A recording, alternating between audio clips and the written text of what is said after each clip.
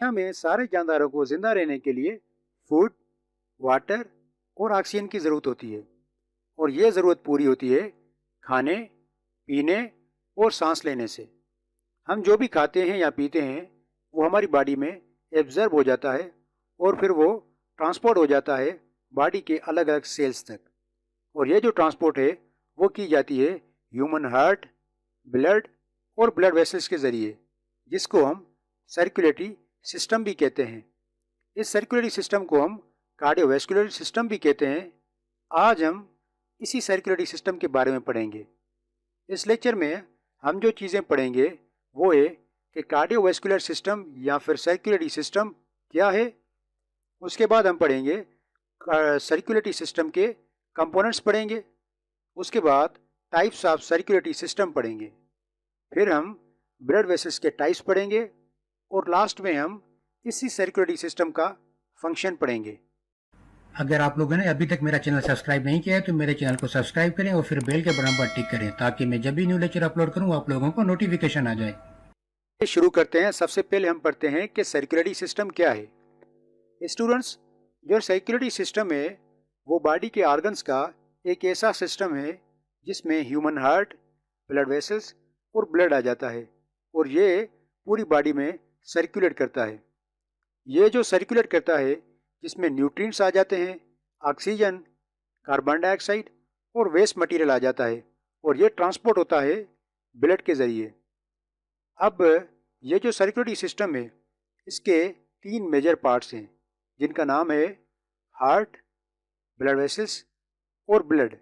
अब इन तीनों का काम क्या है थोड़ा बता देता हूँ अभी। ह्यूमन हार्ट जो है वो एक पावरफुल मस्क्यूलर पंपिंग ऑर्गन है जो कि ब्लड पंप करता है पूरी बॉडी के ऑर्गन्स तक पहुंचाने के लिए।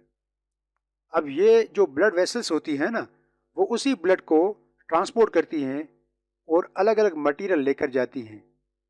अब ब्लड क्या होता है, ब्लड में आरबीसीज, डब्ल्यूबीसीज, प्लाज्मा, प्लेटिलेट्स या फिर न्यूट्रिएंट्स और ऑक्सीजन, इस तरह की चीज़ें भी ब्लड में होती हैं।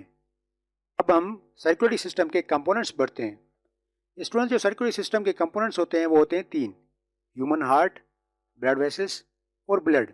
अब हम ये तीनों थोड़ी डिटेल में पढ़ेंगे एक एक करके। सबसे पहले हम पढ़ते हैं ह्यूमन हार्ट के बारे में। स्टूडेंट, जो हार्ट होती है वो ब्लड पंप करती है पूरी बॉडी में।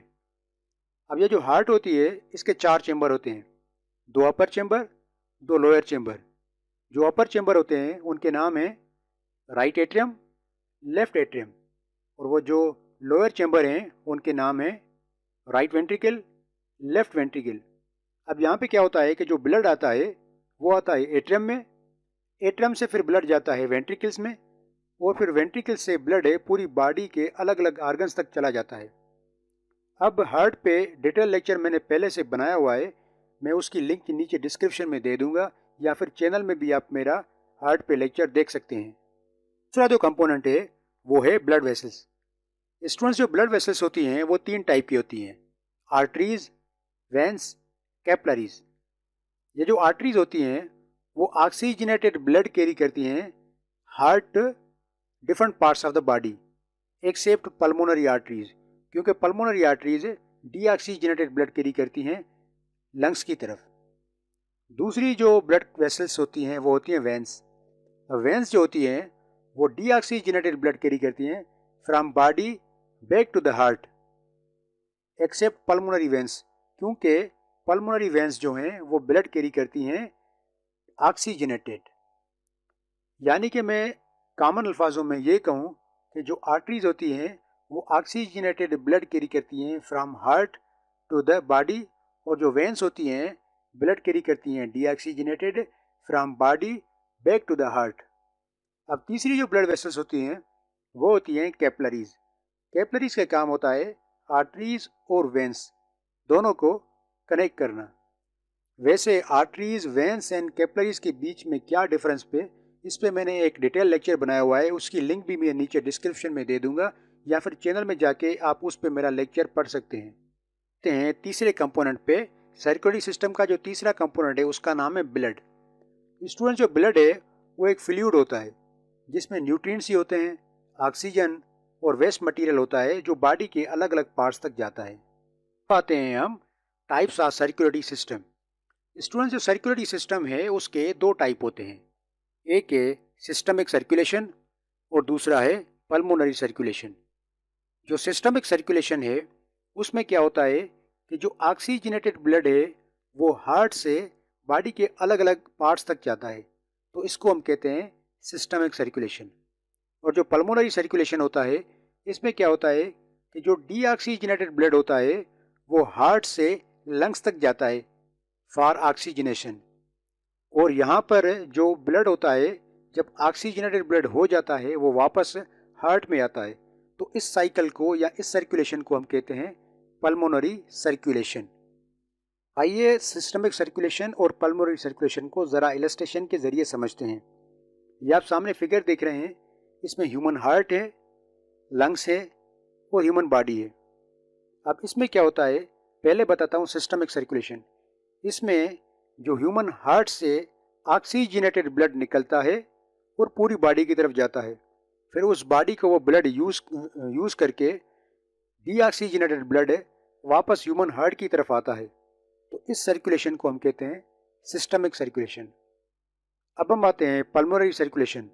इसमें क्या होता है, अभी जो डीऑक्सीजनेटेड ब्लड है बॉडी से वापस ह्यूमन हार्ट की तरफ जो पहुंचा है, अब वही डीऑक्सीजनेटेड ब्लड लंग्स की तरफ जाएगा फॉर ऑक्सीजनेशन। फिर यहाँ से वो उस ब्लड में जब ऑक्सीजन आ जाएगी तो वो ऑक्सीजन वाला ब्लड वापस ह्यूमन हार्ट में आ जाएगा, तो इस सर्कुलेशन को हम कहते हैं पल्मोनरी सर्कुलेशन। अब हम सर्कुलेटरी सिस्टम के फंक्शंस पढ़ते हैं। सबसे पहला जो फंक्शन है सर्कुलेटरी सिस्टम का वो है ऑक्सीजन ट्रांसपोर्ट करना। दूसरा फंक्शन है बॉडी के अलग अलग सेल्स तक न्यूट्रिशन पहुंचाना। तीसरा जो काम है, हमारे जो सेल्स वेस्ट प्रोड्यूस करते हैं उस वेस्ट को कैरी करना। चौथा जो फंक्शन है सर्कुलेटरी सिस्टम का वो है हमारी बॉडी में अगर कोई भी इन्फेक्शन हो जाता है या कोई डिजीज़ हो जाती है तो उससे प्रोटेक्ट करना। पांचवा जो काम है, हमारी बॉडी में अगर किसी तरह की कोई इंजरी हो जाती है और उसकी वजह से अगर ब्लड निकलता है तो उस ब्लड को क्लॉटिंग के ज़रिए रोकना। का सवाल है कि सर्कुलेटरी सिस्टम के टाइप्स के नाम बताएं, जिनको जवाब आता है नीचे कमेंट में बता सकता है। Thank you students. अगर आप मेरे दूसरे लेक्चर पढ़ना चाहते हैं, जैसे लंग्स के बारे में, किडनी के बारे में, लिवर के बारे में, ब्रेन के बारे में, आई के बारे में, तो आप मेरे चैनल पर जाएं और चैनल के अंदर आप मेरे दूसरी वीडियोस देखें। और अगर आपको मेरी वीडियो अच्छी लगे तो मेरी वीडियो को लाइक करें, शेयर करें अपने दोस्तों के साथ और चैनल को सब्सक्राइब करें। Thank you.